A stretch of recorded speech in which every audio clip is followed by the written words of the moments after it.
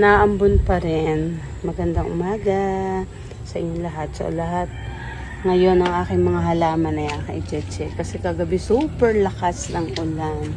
Ang lakas ng ulan. So checka natin. Ayan. Okay naman yung mga halaman ko dito. Tapos alam niyo ba dito sa aming harap? Ito nagsimula lang sa ang aking oregano. Ito ay oregano ko. Ang ganda. Lumago na siya.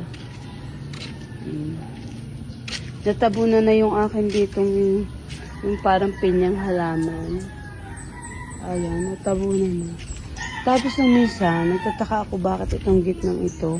Lagi siyang parang yan o, parang laging putol.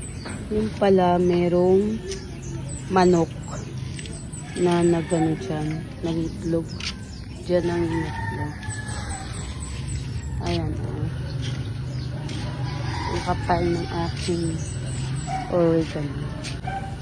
Maganda daw yung may oregano kasi ano to sa lamok. Ayan, parang takot daw ang lamok dito sa oregano. So, isa na namang kaalaman.